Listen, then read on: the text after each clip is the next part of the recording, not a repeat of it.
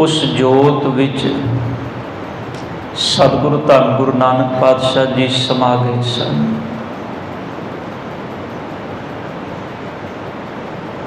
एक चीज़ आप जी नोट करते हो, क्योंकि जग्यासू बनन तो बिना ये चीज़ां असी नोट नहीं कर सकते जिन्नी देर साडे अंदर जग्यासा नहीं होगी। कई चीज़ां जिहड़ियां होंदियां ने साध संगत, जिन्हां नूं असी देखा देखी अपने जीवन दे अंदर कंटीन्यू करते रहने, एक रस करते रहने, पर सानू पता नहीं हुंदा भी उस चीज़ का मायना की है, उनका अर्थ की है। पर वो चीज़ एक कंटीन्यू चलती है भी असी दूजियां नूं वेखिया ते वेख के फिर आप भी उस तरह करना शुरू कर दिता। जिवें धन गुरु ग्रंथ साहिब पातशाह जी के चरणों के विच आपां सारे नतमस्तक हुंदे हां, अपना सीस गुरु के चरणों के विच झुकाउने हां, पर सानू बहुत थोड़िया नूं इस गल की समझ होएगी भी गुरु ग्रंथ साहिब पातशाह जी के चरणों के विच शीश झुकाउण का मतलब की है, मायने की ने, मीनिंग की है। क्योंकि ये चीज़ां जग्यासा तो बिना अंदर पैदा नहीं होंदियां। धर्म नाम ही जग्यासा है। जे जग्यासा अंदर पैदा नहीं हुई तो असी धर्म नूं नहीं समझ सकते। ईवन कोई भी चीज़ है संसार दी, जे किसी ने स्टडी भी करनी है, पढ़ाई भी करनी है, तो पढ़ाई भी जग्यासा तो बिना नहीं होती। जिहड़ी चीज़ सिर्फ रट्टे मार के याद की जाती है वो इम्तिहानां तक तो ठीक है, पर उस तो बाद उनकी कोई वैल्यू नहीं होती। पर जिहड़ी चीज़ जग्यासा के तौर पर समझ के की जाती है वो चीज़ ता उम्र बंदे दे काम आउंदी है। आओ आप जितने तन सतगुरु की गोद विच जुड़ बैठे हो, धन गुरु अर्जन साहब बख्शिश करते ने, पातशाह कहते ने जिवें सूरज निकलदा है तो सूरज की तपश दे नाल जिहड़ा पानी कठोर हो के बर्फ के रूप विच जम जाता है, जिवें वो जमिया होया पानी जदों सूरज दीयां किरणां उहदे ते पैंदियां ने ते वो पानी दे रूप विच ठोर रूप छड्ड के तरल रूप दे विच आ जाता है तो वो पानी दे विच समा जाता है। क्योंकि जिन्नी देर तक बर्फ सी वो पानी दे उत्ते सी, पर जदों सूरज की तपश लगी वो पानी दे विच मिक मिक हो गया। इस तरह धन गुरु अर्जन साहब कहते हैं सूरज किरण मिले, सूरज दियां किरणां जदों कठोर पानी ते बर्फ ते पईयां, सूरज किरण मिले जल का जल हुआ राम, जिहड़ा पानी कठोर हो गया सी, बर्फ बन गया सी। गुरु नानक साहब कहते ने बर्फ बनया पानी, वो पानी विच पानी होके मिल गया। इस तरह धन गुरु अर्जन साहब कहते ने ज्योति जोत रली संपूर्ण थिया राम। जदों कोई परिपूर्ण परमात्मा के ज्ञान की तपश के नाल अपने मन नूं साध लैंदा है, जदों अपने अंतरात्मे की जोत नूं अपने अंदरों वेख लैंदा है, जदों नूं समझ आ जाती मन तू जोत स्वरूप है अपना मूल पछाण। धन गुरु अर्जन साहब कहते हैं फिर ज्योति जोत रली, फिर जोत परमात्मा के अंदर एक मिक हो जाती, भाव फिर समझ आ जाती है कि मैं किंदे तो विछड़िया सा, मेरा प्रयोजन की है, मेरा निशाना की है, मेरा एम की है। असी जिन्ने बैठे हाँ गुरु की गोद विच, साडे सारियां दे आपो अपने बाहरी तौर पर कुछ निशाने ने। मैं 50 साल की उम्र तक इन्ना कुछ कर लेना है ताकि मैं अपने बुढ़ेपे नूं स्पेयर कर लवां भी मैनूं बुढ़ेपे विच जाके कोई तंगी ना आवे। साडी सारियां दी कोई ना कोई जगियासा है भी असी अपने इन्ने समय दे विच आ कुछ करना है। ये बाहरी तौर पर साडे सारियां दे मिथे हुए निशाने ने, पर धन गुरु अर्जुन देव पातशाह कहते ने बंदिया तेरा जेड़ा अंतरिक आत्मक निशाना जेड़ा तेरा ना वो है परमात्मा अकाल पुरख दे विच एक मिक हो जाना, मिल जाना। तेरी संपूर्णता उस दिन है जिदन तू परमात्मा दे चरना विच एक मिक हो जाएगा, उस तो पहला नहीं। हाँ, मरण तो बाद सारे जरूर कह देंगे जी पूरा हो गया है, पर धन गुरु नानक साहब कहते ने पूरा होया नहीं। पूरा तो उदों ही होएगा जिदन पूरे नू आराधेगा, ते पूरे नू आराध के ज्योति जोत रली। अगला शब्द है संपूर्ण। संपूर्ण का मतलब है पूरा हो जाना। संपूर्ण थिया राम, इना मतलब है जिन्नी देर तक जोत की समझ नहीं आई उन्नी देर तक असी संपूर्ण नहीं हाँ। सतगुरु धन गुरु नानक पातशाह जी सतगुरां दा अज आपां सारे ज्योति जोत समाउण दिहाड़ा गुरु की गोद विच बैठ के बाणी सुन पढ़ के मना रहे हैं। कुछ विचारां कुछ तत्थ जिहड़े सतगुरां दे जीवन दे विचों समझण वाले ने। विशा थोड़ा लम्मा जरूर है, पर मैं यतन करांगा समय दे अंदर रह के आपां समाप्ति कर सकीए। सतगुरु धन गुरु नानक पातशाह जी सतगुरां दे जीवन दे नाल एक ते घटना है जिहड़ी ज्योति जोत समाउण वेले जिहड़ी घटना वापरदी है। ये घटना अज जदों असीं बाहरी तौर ते वेखने आ ते इन्हां दिनां दे विच एक जिहड़ा प्रपंच है, जिहड़ा धर्म दे एक अनुयायी वल्लों एक ठेकेदार वल्लों संसार विच सिरजिया गया, जिन्होंने असी श्राद्ध कहने हैं। ये श्राद्ध के तौर पर ये जिहड़े दिन आए, इन्हां दिनां दे विच धन गुरु नानक पातशाह जी का जिहड़ा ज्योति जोत समाउण उहनूं दसवीं कहा जाता है। जदों आपां जन्म साखियां पढ़दे हां ते साध संगत जन्म साखियां दे अंदर सतगुरु गुरु नानक साहब जी के जीवन नाल जुड़ियां दो घटनावां बड़ियां समझण वालियां ने। एक मैं बेनती पहला करदे हां भी गुरबाणी साडे जीवन का बेस है, आधार है। इंज कह लो भी गुरबाणी साडे कोलों कसवट्टी है। जदों साडे सामने कोई इतिहास की दलील दिंदा है ना, इतिहास की कोई दलील, तो असीं उस इतिहास की दिती हुई दलील नूं गुरबाणी की कसवट्टी ते परखना हुंदा है। क्यों? क्योंकि गुरबाणी सतगुरां दी मुखार बिंद तो उचारी कीती है, उचारण की है, तो गुरबाणी सतगुरां द्वारा ही लिखी गई है।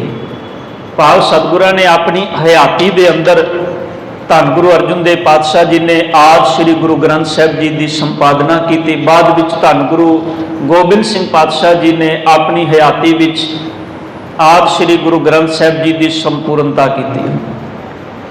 इस करके सिख दे कोलों आधार है गुरु की बाणी।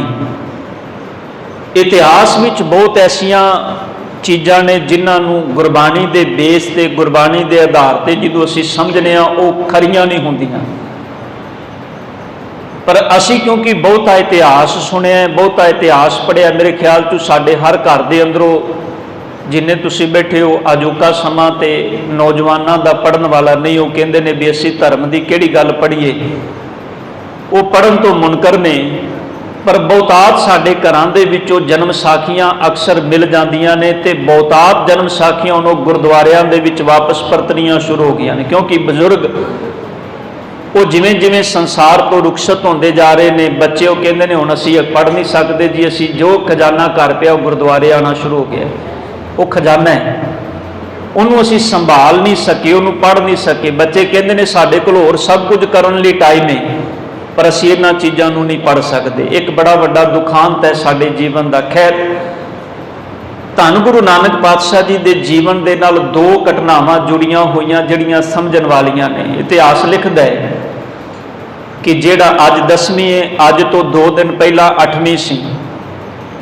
धन गुरु नानक पातशाह जी जदों इन्हां दिनां दे विच 8वीं वाले दिन जदों सतगुरु ज्योति जोत समान लगे, इस तो पहला धन गुरु नानक पातशाह जी गुरता गद्दी की जिम्मेवारी धन गुरु अंगद देव साहब जी नूं देंदे ने।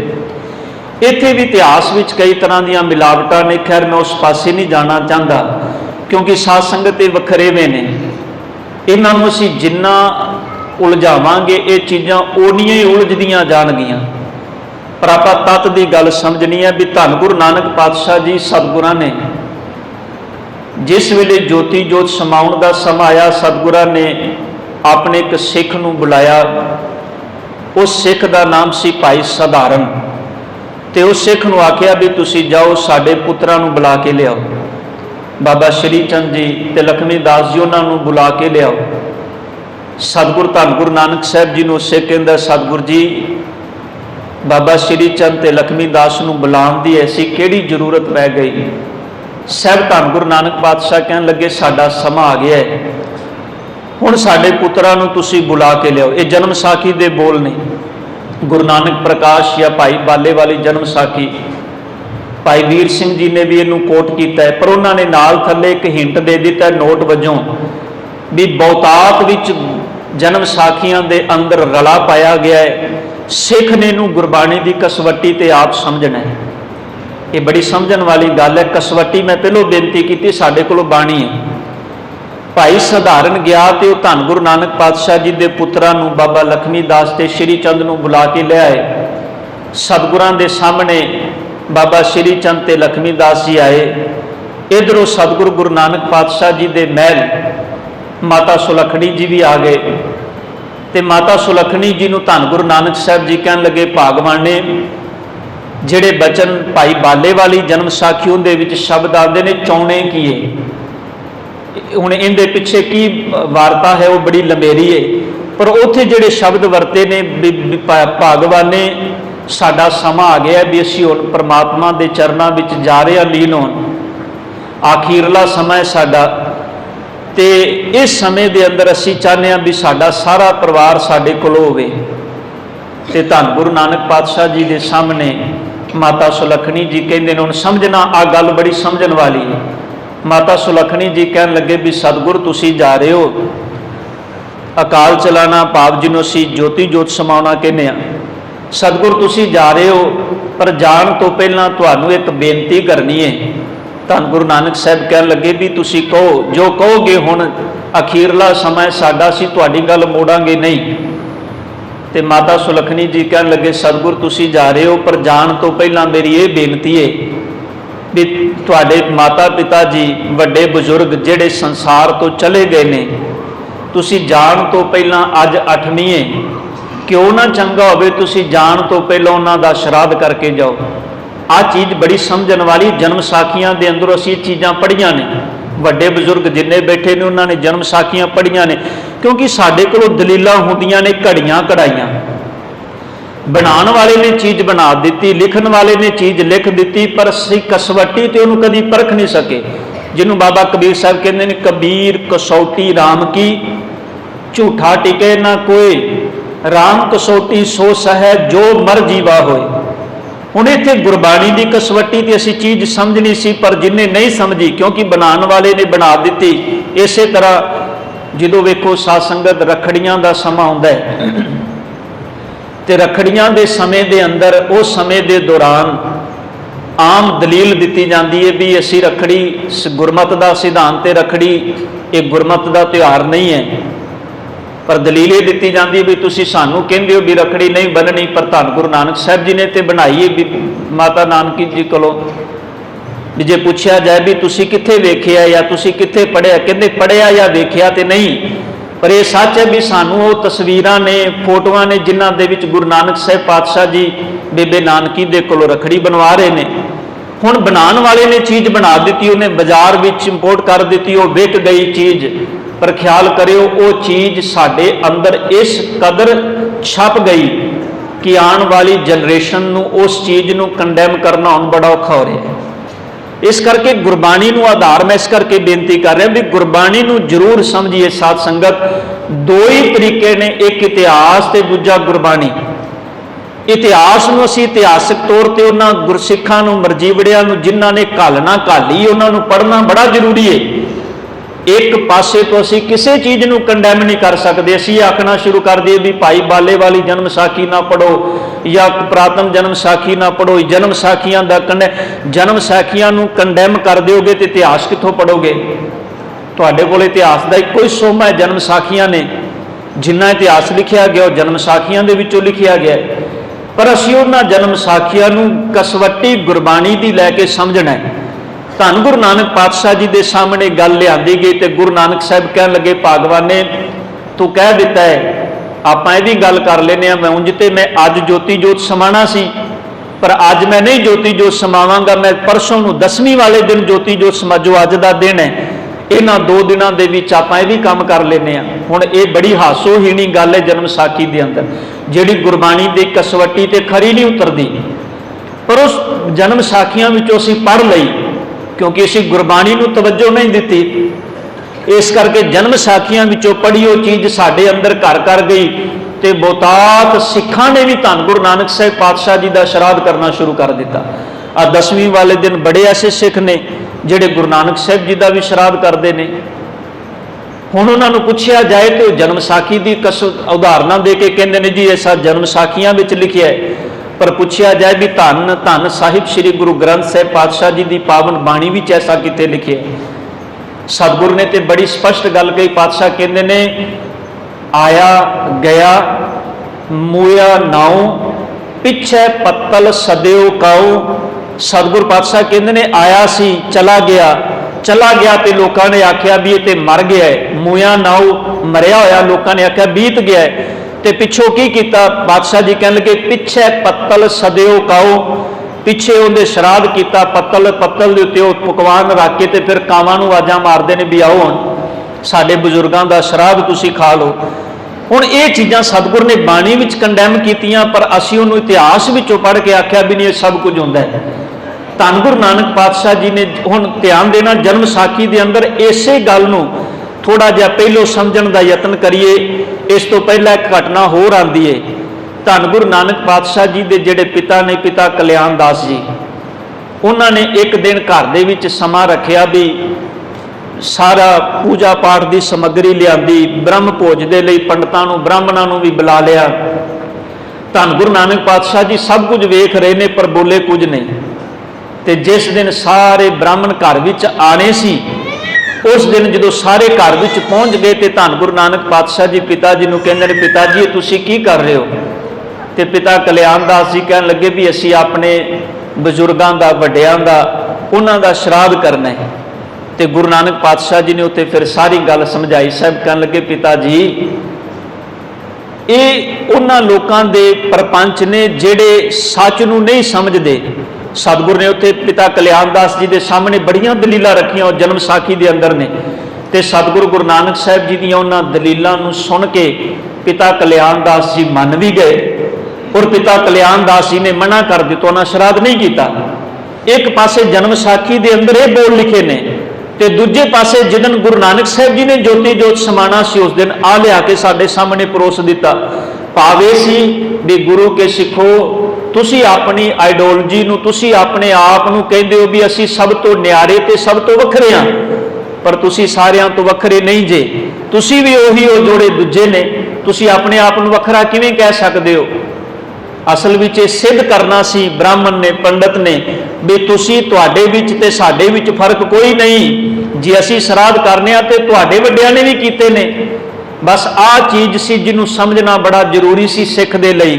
ਪਰ ਸੱਚ ਇਹ ਹੈ ਵੀ ਇਹਨਾਂ ਚੀਜ਼ਾਂ ਨੂੰ ਅਸੀਂ ਸਮਝ ਨਾ ਸਕੇ, ਅਸੀਂ ਵੀ ਆਪਣੇ ਵੱਡੇ ਬਜ਼ੁਰਗਾਂ ਦੇ ਸ਼ਰਾਧ ਕਰਨੇ ਸ਼ੁਰੂ ਕਰ ਦਿੱਤੇ। ਧੰਨ ਗੁਰੂ ਨਾਨਕ ਪਾਤਸ਼ਾਹ ਜੀ ਦੇ ਜੋਤੀ ਜੋਤ ਸਮਾਉਣ ਦੇ ਉੱਤੇ ਦੂਜੀ ਘਟਨਾ, ਜਦੋਂ ਸਤਿਗੁਰੂ ਜੀ ਜੋਤੀ ਜੋਤ ਸਮਾਉਂਦੇ ਨੇ, ਧੰਨ ਗੁਰੂ ਨਾਨਕ ਪਾਤਸ਼ਾਹ ਜੀ ਜੋਤੀ ਜੋਤ ਸਮਾ ਗਏ ਤੇ ਸਤਿਗੁਰੂ ਪਾਤਸ਼ਾਹ ਜੀ ਦੇ ਜੋਤੀ ਜੋਤ ਸਮਾਉਣ ਤੇ ਸਾਰੇ ਜਿੰਨੇ ਗੁਰੂ ਨੂੰ ਪਿਆਰ ਕਰਨ ਵਾਲੇ ਸਨ ਇਕੱਠੇ ਹੋਏ ਕਰਤਾਰਪੁਰ ਸਾਹਿਬ ਜੀ ਦੀ ਧਰਤੀ ਤੇ। ਉਹਦੇ ਵਿੱਚ ਹਿੰਦੂ ਵੀ ਸਨ, ਮੁਸਲਮਾਨ ਵੀ ਸਨ।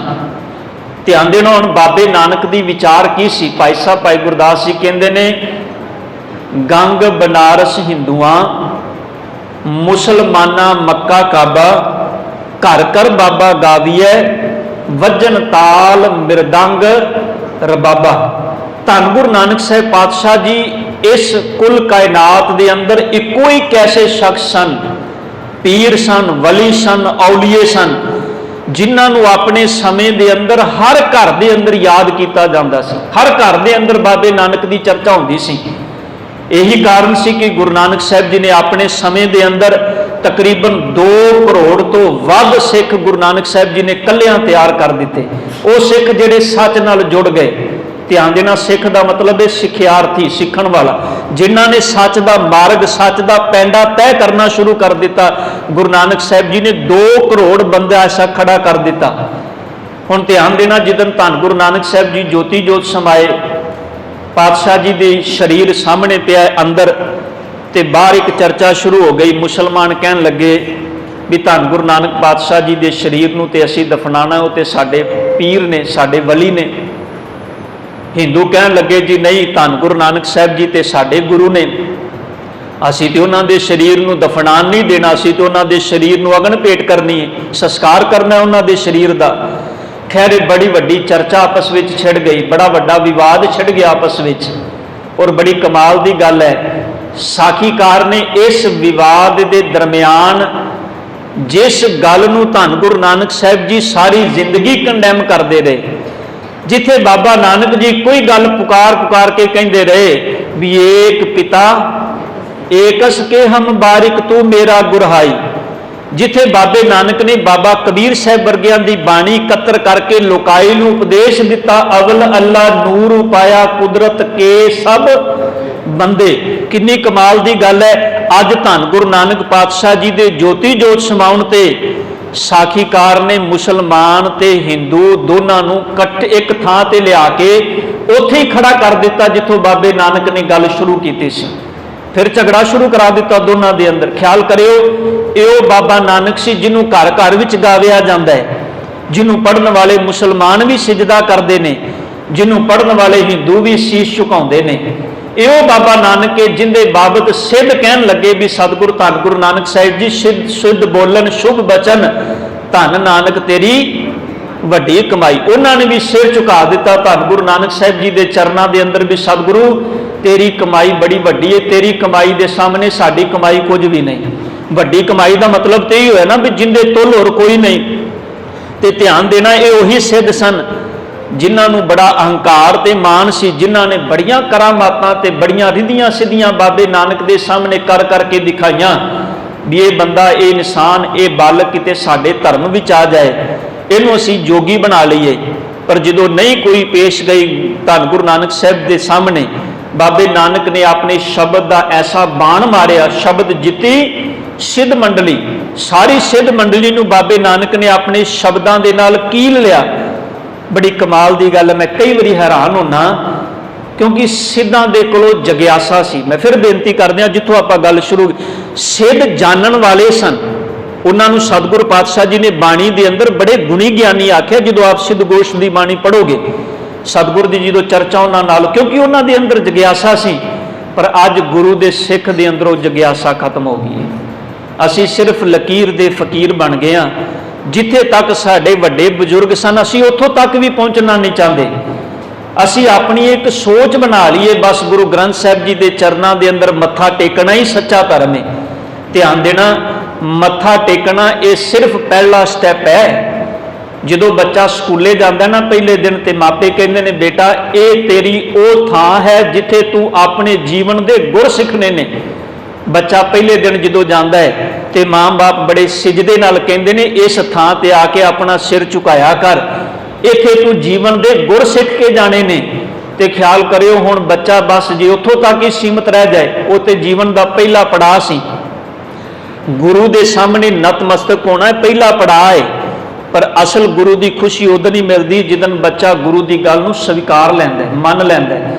पर सच है भी असी उत्थों तक पहुँच ना सके मनण तक। असी सिर्फ शीश झुकाण नूं ही अपना धर्म समझ लिया। धन गुरु नानक पातशाह जी की विचारधारा तो असी इसे करके इन्ने दूर चले गए। खैर, धन गुरु नानक पातशाह जी के ज्योति जोत समाउण वेले उन्हें दोवें धिरां खड़ियां हो गईयां। इन्हां दी लड़ाई साखीकारां ने दर्शा दी। ये सारे साखीकारां ने जिक्र किया है। पर इत्थे भाई लहणा जी भाव धन गुरु अंगद देव साहब जी जिहड़े गुरु नानक की गद्दी के जिम्मेदार बन गए, जिन्हों सतगुरु गुरु नानक पातशाह जी ने जोत का वारिस बना के थाप दिता है, भाई लहणा जी धन गुरु नानक साहब जी का किते भी जिक्र नहीं मिलता पूरी साखी के अंदर। धन गुरु नानक पातशाह जी के परिवार का किते भी जिक्र नहीं मिलता। ਭਈ ਕਿੰਨੀ ਹਾਸੋਹੀਣੀ ਗੱਲ ਵੀ ਜਿਨ੍ਹਾਂ ਨੂੰ ਸਤਿਗੁਰੂ ਗੁਰੂ ਨਾਨਕ ਸਾਹਿਬ ਜੀ ਸਾਰੀ ਜ਼ਿੰਦਗੀ ਇਕੱਠਿਆਂ ਕਰਦੇ ਰਹਿ ਗਏ, ਉਹਨਾਂ ਨੂੰ ਅਖੀਰ ਦੇ ਸਮੇਂ ਲਿਆ ਕੇ ਫਿਰ ਉੱਥੇ ਹੀ ਸਾਖੀਕਾਰ ਨੇ ਖੜਾ ਕਰ ਦਿੱਤਾ ਵੀ ਹਿੰਦੂ ਤੇ ਮੁਸਲਮਾਨ ਫਿਰ ਦੋਵੇਂ ਪਾੜ ਦਿੱਤੇ, ਦੋਵੇਂ ਵੱਖਰੋ ਵੱਖਰੇ ਕਰ ਦਿੱਤੇ। ਖੈਰ ਧੰਨ ਗੁਰੂ ਨਾਨਕ ਪਾਤਸ਼ਾਹ ਜੀ ਦੇ ਉਸ ਵੇਲੇ ਚੱਲੀ ਦੋਨਾਂ ਦੀ ਵਿਚਾਰ ਚਰਚਾ ਗਹਿਮਾ ਗਹਿਮੀ ਹੋਈ ਆਪਸ ਦੇ ਵਿੱਚ। ਅੰਤ ਵਿੱਚ ਇਹ ਗੱਲ ਦਾ ਨਿਰਣਾ ਹੋਇਆ ਵੀ ਚਲੋ ਆਪਾਂ ਅੰਦਰ ਚੱਲ ਕੇ ਵੇਖਣੇ ਆ ਸਤਿਗੁਰੂ ਗੁਰੂ ਨਾਨਕ ਪਾਤਸ਼ਾਹ ਜੀ ਦੇ ਸਰੀਰ ਨੂੰ। ਪਹਿਲੋਂ ਆਪਾਂ ਸਤਿਗੁਰਾਂ ਦੇ ਸਰੀਰ ਕੋਲੋਂ ਜਾਈਏ, ਫਿਰ ਇਸ ਗੱਲ ਦਾ ਨਿਰਣਾ ਕਰਾਂਗੇ। ਸਤਿਗੁਰੂ ਗੁਰੂ ਨਾਨਕ ਪਾਤਸ਼ਾਹ ਜੀ ਦੇ ਸਰੀਰ ਕੋਲੋਂ ਗਏ, ਚਾਦਰ ਚੁੱਕੀ ਤੇ ਸਾਖੀਕਾਰ ਲਿਖਦੇ ਨੇ ਚਾਦਰ ਦੇ ਥੱਲੇ ਕੁਝ ਵੀ ਨਹੀਂ ਸੀ। ਹੁਣ ਕਿੰਨੀ ਕਮਾਲ ਦੀ ਗੱਲ ਹੈ ਸਾਧ ਸੰਗਤ ਸਮਝਣ ਵਾਲੀ, ਵੀ ਬਾਬਾ ਨਾਨਕ ਜੀ ਕਹਿੰਦੇ ਨੇ ਵੀ ਸਰੀਰ ਜੋ ਉਪਜਿਓ ਸੋ ਬਿਨਸੈ ਬਾਣੀ ਦਾ ਫੈਸਲਾ ਹੈ। ਸਤਿਗੁਰੂ ਪਾਤਸ਼ਾਹ ਜੀ ਦੇ ਬਚਨ ਤੁਸੀਂ ਪੜ੍ਹਦੇ ਹੋ, ਬਾਬਾ ਰਵਿਦਾਸ ਕਹਿੰਦੇ ਨੇ ਇਹ ਸਰੀਰ ਦੀ ਇਸ ਸੰਸਾਰ ਦੇ ਅੰਦਰ ਕੀ ਵਡਿਆਈ। ਪਾਤਸ਼ਾਹ ਕਹਿੰਦੇ ਨੇ ਇਹ ਸਰੀਰ ਦੀ ਵਡਿਆਈ ਤੇ ਇੰਨੀ ਕੁ ਹੈ ਨਾ, ਜਾਂ ਤੇ ਇਸ ਸਰੀਰ ਨੂੰ ਅੱਗ ਵਿੱਚ ਸਾੜ ਦਿੱਤਾ ਜਾਏਗਾ, ਸਵਾਹ ਦੀ ਮੁੱਠ ਬਣ ਜਾਏਗੀ, ਤੇ ਜਾਂ ਇਸ ਸਰੀਰ ਨੂੰ ਧਰਤੀ ਦੇ ਵਿੱਚ ਦਫਨਾ ਦਿੱਤਾ ਜਾਏਗਾ, ਚੰਦ ਕੀੜਿਆਂ ਦੀ ਖੁਰਾਕ ਬਣ ਜਾਏਗੀ। ਇਸ ਤੋਂ ਵੱਧ ਕੇ ਤੇ ਸਰੀਰ ਕੁਝ ਵੀ ਨਹੀਂ ਨਾ। ਇਹ ਸਰੀਰ ਦੀ ਵਡਿਆਈ ਤੇ ਇੰਨੀ ਹੈ। ਬਾਬੇ ਨਾਨਕ ਦੇ ਬੜੇ ਪਿਆਰੇ ਬੋਲ ਨੇ, ਸਤਿਗੁਰ ਕਹਿੰਦੇ ਨੇ ਇਸ ਸੰਸਾਰ ਦੇ ਅੰਦਰ ਇਸ ਸਰੀਰ ਨੂੰ ਮਰਨ ਤੋਂ ਬਾਅਦ ਇਹਦੇ ਅੰਜਾਮ ਤੱਕ ਪਹੁੰਚਾਉਣ ਦੇ ਲਈ ਬੰਦਿਆਂ ਨੇ ਵੱਖੋ ਵੱਖਰੇ ਰਸਤੇ ਬਣਾਏ ਨੇ। ਕਿਸੇ ਨੇ ਅਗਨ ਵਿੱਚ ਸਾੜ ਦਿੱਤਾ, ਕਿਸੇ ਨੇ ਧਰਤੀ ਥੱਲੇ ਦਫਨਾ ਦਿੱਤਾ, ਕਿਸੇ ਨੇ ਪਾਣੀ ਵਿੱਚ ਰੋੜ ਦਿੱਤਾ। ਇੱਕ ਪਾਤਸ਼ਾਹ ਕਹਿੰਦੇ ਨੇ ਪੀ ਫਿਰ ਹੱਸਣ ਪਾਏ। ਜੈਨ ਮਤ ਦੇ ਅੰਦਰ ਇੱਕ ਐਸਾ ਫਿਰਕਾ ਵੀ ਹੈ ਜਿਹੜਾ ਬੰਦੇ ਦੇ ਮਰਨ ਤੋਂ ਬਾਅਦ ਨਾ ਦਫਨਾਉਂਦਾ ਨਾ ਅਗਨ ਲਾਉਂਦਾ ਹੈ। ਉਹਨਾਂ ਨੇ ਇੱਕ ਥਾਂ ਬਣਾਈ ਹੈ, ਖੂਹ ਬਣਾਇਆ ਇੱਕ ਛੋਟਾ ਜਿਹਾ, ਉਹਦੇ ਵਿੱਚ ਉਸ ਸਰੀਰ ਨੂੰ ਉਹ ਲਟਕਾ ਦਿੰਦੇ ਨੇ। ਲਟਕਾਉਣ ਤੋਂ ਬਾਅਦ ਉਹ ਘਰ ਚਲੇ ਜਾਂਦੇ ਨੇ, ਜੀਵ ਜੰਤੂ ਪਸ਼ੂ ਪੰਛੀ ਉਸ ਸਰੀਰ ਨੂੰ ਖਾ ਜਾਂਦੇ ਨੇ। ਹੁਣ ਇਹ ਤਰੀਕੇ ਨੇ ਸਤਿਗੁਰ ਕਹਿੰਦੇ ਨੇ ਸਰੀਰ ਨੂੰ ਮਰਨ ਤੋਂ ਬਾਅਦ ਇਹਦੇ ਅੰਜਾਮ ਤੱਕ ਪਹੁੰਚਾਉਣ ਦੇ। ਪਰ ਬੜੀ ਕਿੰਨੀ ਕਮਾਲ ਦੀ ਗੱਲ ਹੈ, ਸਾਖੀਕਾਰ ਨੇ ਲਿਆ ਕੇ ਸਾਨੂੰ ਕਿੱਥੇ ਖੜਾ ਕਰ ਦਿੱਤਾ। ਬਾਬੇ ਨਾਨਕ ਦੇ ਜੋਤੀ ਜੋਤ ਸਮਾਉਣ ਤੇ ਵੀ ਦੋ ਫਿਰਕਿਆਂ ਦੇ ਅੰਦਰ ਝਗੜਾ ਖੜਾ ਕਰ ਦਿੱਤਾ। ਔਰ ਜਦੋਂ ਸਰੀਰ ਦੀ ਗੱਲ ਆਈ ਉੱਥੇ ਸਰੀਰ ਨਜ਼ਰ ਹੀ ਨਹੀਂ ਆਇਆ। ਸਾਖੀਕਾਰ ਕਹਿੰਦੇ ਨੇ ਸਰੀਰ ਹੈ ਹੀ ਨਹੀਂ ਸੀ ਚਾਦਰ ਦੇ ਥੱਲੇ।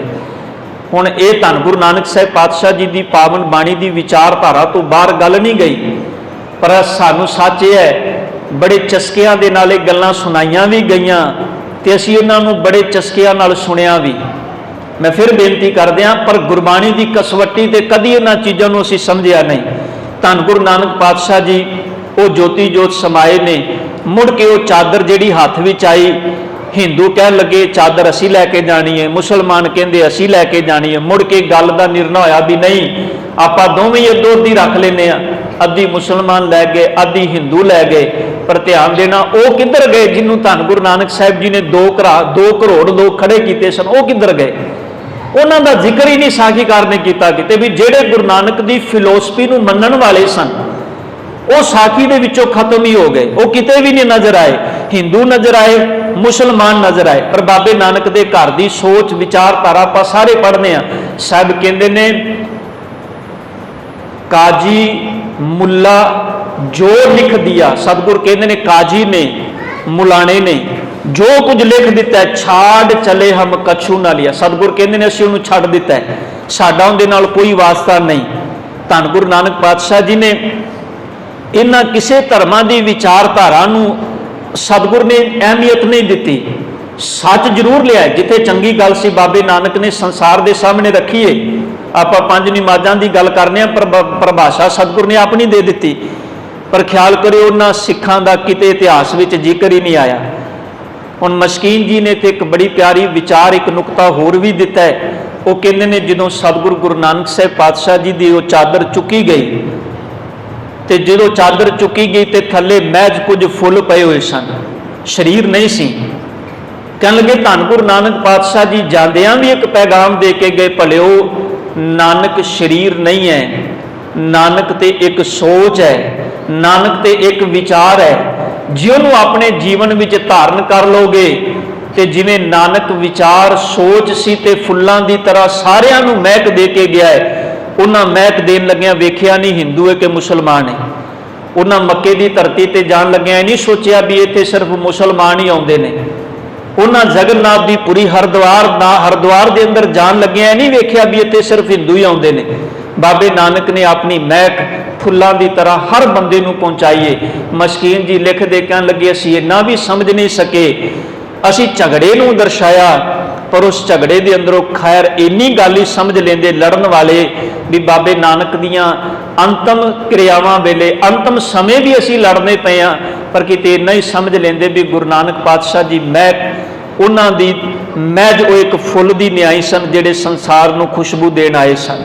ਉਹ ਇੱਕ ਵਿਚਾਰ ਸੀ ਜਿਹੜੀ ਸੰਸਾਰ ਦੇ ਹਿਰਦਿਆਂ ਦੇ ਅੰਦਰ ਪਰੋਈ ਗਈ, ਔਰ ਉਸ ਵਿਚਾਰ ਦੇ ਨਾਲ ਜਿਹੜਾ ਵੀ ਜੁੜਿਆ ਉਹ ਧੰਨ ਗੁਰੂ ਨਾਨਕ ਪਾਤਸ਼ਾਹ ਜੀ ਦੀਆਂ ਰਹਿਮਤਾਂ ਪ੍ਰਾਪਤ ਕਰ ਗਿਆ। ਉਹਨਾਂ ਨੇ ਫਿਰ ਹੱਥ ਜੋੜ ਕੇ ਬੇਨਤੀ ਕਰਕੇ ਆਖਿਆ, ਗਿਆਨ ਧਿਆਨ ਕਿਛ ਕਰਮ ਨਾ ਜਾਣਾ, ਸਾਰ ਨਾ ਜਾਣਾ ਤੇਰੀ ਸਭ ਤੇ ਵੱਡਾ, ਸਤਿਗੁਰ ਨਾਨਕ ਜਿਨ ਕਲ ਰਾਖੀ ਮੇਰੀ। ਧੰਨ ਗੁਰੂ ਨਾਨਕ ਪਾਤਸ਼ਾਹ ਜੀ ਦੇ ਬਾਬਤ ਉੱਥੇ ਫਿਰ ਇਹ ਕਿਹਾ ਜਾਂਦਾ ਹੈ ਵੀ ਇਹਨਾਂ ਦੋਨਾਂ ਨੇ, ਹਿੰਦੂਆਂ ਨੇ ਉਸ ਜਿਹੜੀ ਚਾਦਰ ਸੀ ਉਹਨੂੰ ਅਗਨ ਭੇਟ ਕੀਤਾ, ਉਹਦਾ ਸੰਸਕਾਰ ਕਰ ਦਿੱਤਾ, ਤੇ ਜਿਹੜੇ ਮੁਸਲਮਾਨ ਸੀ ਉਹਨਾਂ ਚਾਦਰ ਉੱਥੇ ਦਫਨਾ ਕੇ ਉੱਥੇ ਕਬਰ ਬਣਾ ਦਿੱਤੀ ਰਾਵੀ ਦੇ ਕੰਢੇ ਤੇ। ਪਰ ਖੈਰ ਬਾਬੇ ਨਾਨਕ ਨੂੰ ਇਹ ਵੀ ਮਨਜ਼ੂਰ ਨਹੀਂ ਸੀ। ਮਸਕੀਨ ਜੀ ਕਹਿੰਦੇ ਨੇ ਰਾਵੀ ਦਰਿਆ ਨੇ ਉਹਨੇ ਬੜੇ ਯਤਨ ਕੀਤੇ, ਹਿੰਦੂਆਂ ਨੇ ਮੁਸਲਮਾਨਾਂ ਨੇ ਵਾਰ-ਵਾਰ ਕਬਰਾਂ ਬਣਾਈਆਂ ਗਈਆਂ, ਮੰਦਰ ਬਣਾਏ ਗਏ, ਉਹ ਥਾਵਾਂ ਬਣਾਈਆਂ ਗਈਆਂ, ਪਰ ਰਾਵੀ ਨੇ ਉਹ ਸਾਰੀ ਥਾਵਾਂ ਜਿਹੜੀਆਂ ਨੇ ਵਾਰ-ਵਾਰ ਰੋੜ ਦਿੱਤੀਆਂ। ਮੁੜ ਕੇ ਧੰਨ ਗੁਰੂ ਨਾਨਕ ਪਾਤਸ਼ਾਹ ਜੀ ਦੇ ਉਸ ਸਥਾਨ ਤੇ ਨਾ ਕਬਰ ਬਣੀ ਤੇ ਨਾ ਕੋਈ ਮੰਦਰ ਥਾਂ ਬਣੀ। ਉੱਥੇ ਸਤਿਗੁਰੂ ਗੁਰੂ ਨਾਨਕ ਪਾਤਸ਼ਾਹ ਜੀ ਦੇ ਨਾਮ ਤੇ ਸਮੁੱਚੀ ਕਾਇਨਾਤ ਨੂੰ ਪੈਗਾਮ ਦੇਣ ਦੇ ਲਈ ਸਤਿਗੁਰੂ ਗੁਰੂ ਨਾਨਕ ਪਾਤਸ਼ਾਹ ਜੀ ਦਾ ਉਹ ਘਰ ਉਸਰਿਆ ਜਿੱਥੇ ਕੋਈ ਵੀ ਆਵੇ ਤੇ ਆਨੰਦਿਤ ਹੋ ਕੇ ਜਾਂਦਾ ਹੈ। ਔਰ ਤੀਸਰੀ ਵਿਚਾਰ, ਅਖੀਰਲੀ ਵਿਚਾਰ ਇਹ ਵੀ ਸਮਝਣ ਵਾਲੀ ਹੈ। ਮਸਕੀਨ ਜੀ ਕਹਿੰਦੇ ਨੇ ਸੱਚ ਵਿੱਚ ਜੇ ਨੁਕਤਾ ਹਾਲਾਂਕਿ ਗੁਰਬਾਣੀ ਦੀ ਕਸਵੱਟੀ ਤੇ ਖਾਰਾ ਤੇ ਨਹੀਂ ਉਤਰਦਾ, ਪਰ ਉਹਨਾਂ ਦੀ ਗੱਲ ਬੜੀ ਗੰਭੀਰ ਹੈ। ਉਹ ਕਹਿੰਦੇ ਨੇ ਸੱਚ ਇਹ ਹੈ ਜਿੱਥੇ ਧੰਨ ਗੁਰੂ ਨਾਨਕ ਪਾਤਸ਼ਾਹ ਜੀ ਦੇ ਨਾਮ ਤੇ ਅਖੀਰਲੇ ਵੇਲੇ ਲੜਾਈ ਕੀਤੀ, ਝਗੜਾ ਕੀਤਾ ਹਿੰਦੂਆਂ ਤੇ ਮੁਸਲਮਾਨਾਂ ਨੇ, ਕਹਿਣ ਲੱਗੇ ਦੇਸ਼ ਦੀ ਸਰਹੱਦ ਵੀ ਉੱਥੋਂ ਹੀ ਵੰਡੀ ਗਈ ਸੀ, ਇਸ ਦੇਸ਼ ਦੇ ਟੁਕੜੇ ਵੀ ਉੱਥੋਂ ਹੀ ਹੋਏ ਨੇ। ਤੇ ਮਸਕੀਨ ਜੀ ਕਹਿੰਦੇ ਸਨ ਟੁਕੜੇ ਉਦੋਂ ਨਹੀਂ ਹੋਏ, ਅਸਲ ਵਿੱਚ ਟੁਕੜੇ ਅਸੀਂ ਉਦੋਂ ਨਹੀਂ ਕਰ ਦਿੱਤੇ ਸਨ ਜਿੱਦਣ ਬਾਬੇ ਨਾਨਕ ਦੀ ਅੰਤਮ ਸਮੇਂ ਦੇ ਅੰਦਰ ਦੋ ਫਿਰਕੇ ਖੜੇ ਕਰਕੇ ਤੇ ਅਸੀਂ ਵਿਚਾਰ ਪੈਦਾ ਖੜੀ ਕਰ ਦਿੱਤੀ ਵੀ ਨਹੀਂ, ਇੱਕ ਕਹਿੰਦਾ ਵੀ ਨਾਨਕ ਮੇਰਾ ਹੈ, ਦੂਜਾ ਕਹਿੰਦਾ ਨਾਨਕ ਮੇਰਾ ਹੈ। ਪਰ ਸੱਚ ਇਹ ਹੈ ਧੰਨ ਗੁਰੂ ਨਾਨਕ ਪਾਤਸ਼ਾਹ ਜੀ ਕਹਿੰਦੇ ਨੇ ਨਹੀਂ, ਜਿਹੜੇ ਗੁਰੂ ਨਾਨਕ ਦੀ ਸੋਚ ਨਾਲ ਪਰਨਾਏ ਗਏ ਉਹਨਾਂ ਨੂੰ ਸਮਝ ਆ ਗਈ ਵੀ ਗੁਰੂ ਨਾਨਕ ਪਾਤਸ਼ਾਹ ਜੀ ਹਰ ਉਸ ਸ਼ਖਸ ਦੇ ਨੇ ਜਿਹੜਾ ਧੰਨ ਗੁਰੂ ਨਾਨਕ ਪਾਤਸ਼ਾਹ ਜੀ ਦੀ ਵਿਚਾਰਧਾਰਾ ਨੂੰ ਆਪਣੇ ਜੀਵਨ ਦਾ ਆਧਾਰ ਬਣਾ ਕੇ ਜਿਉਂਦਾ ਹੈ। ਉਹ ਭਾਵੇਂ ਕਿਸੇ ਵੀ ਧਰਮ ਨੂੰ ਮੰਨਣ ਵਾਲਾ ਹੋਵੇ, ਬ੍ਰਾਹਮਣ ਖੱਤਰੀ ਸ਼ੂਦ ਵੈਸ਼ ਉਪਦੇਸ਼ ਚੋ ਵਰਨਾ ਕੋ ਸਾਂਝਾ, ਇਹ ਹਰ ਬੰਦੇ ਲਈ ਸਾਂਝਾ ਉਪਦੇਸ਼ ਹੈ। ਇਸ ਕਰਕੇ ਧੰਨ ਗੁਰੂ ਨਾਨਕ ਪਾਤਸ਼ਾਹ ਜੀ ਜਗਤ ਗੁਰੂ ਬਾਬਾ ਜੀ ਉਹਨਾਂ ਦੇ ਜੀਵਨ ਦੇ ਨਾਲ ਜੁੜੀਆਂ ਹੋਈਆਂ ਇਹ ਕੁਝ ਘਟਨਾਵਾਂ ਜਿਨ੍ਹਾਂ ਨੂੰ ਅਸੀਂ ਆਪਣੇ ਜੀਵਨ ਵਿੱਚ ਸਮਝੀਏ ਤੇ ਸਤਿਗੁਰੂ ਗੁਰੂ ਨਾਨਕ ਪਾਤਸ਼ਾਹ ਜੀ ਦੀ ਅੰਮ੍ਰਿਤ ਬਾਣੀ ਨੂੰ ਆਪਣਾ ਆਧਾਰ ਬਣਾਈਏ, ਜਿਹਨੂੰ ਭੱਟ ਕਹਿੰਦੇ ਨੇ ਸਤਿਯੁਗ ਤੈ ਮਾਣਿਓ ਛਲਿਓ ਬਲਭਾਵਨ ਬਾਇਓ, ਤ੍ਰੇਤੈ ਤੈ ਮਾਣਿਓ ਰਾਮ ਰਘੁਵੰਸ਼ ਕਹਾਇਓ, ਦੁਆਪਰ ਕ੍ਰਿਸ਼ਨ ਮੁਰਾਰ ਕੰਸ ਕਿਰਤਾਰਥ ਕੀਓ। ਧੰਨ ਗੁਰੂ ਨਾਨਕ ਪਾਤਸ਼ਾਹ ਜੀ ਕਲਯੁਗ ਇਸ ਸਮੇਂ ਦੇ ਅੰਦਰ ਪ੍ਰਮਾਨ ਨਾਨਕ ਅੰਗਦ ਅਮਰਦਾਸ ਕਹਾਇਓ। ਧੰਨ ਗੁਰੂ ਨਾਨਕ ਪਾਤਸ਼ਾਹ ਜੀ ਇਸ ਸਮੇਂ ਦੇ ਅੰਦਰ ਤੂੰ ਹੀ ਸੈਂ। ਅਸੀਂ ਤ੍ਰੇਤੇ ਦੀਆਂ ਗੱਲਾਂ ਸੁਣਨੇ ਆ, ਭੱਟ ਕਹਿੰਦੇ ਨੇ ਦੁਆਪਰ ਦੀਆਂ ਗੱਲਾਂ ਸੁਣਨੇ ਆ,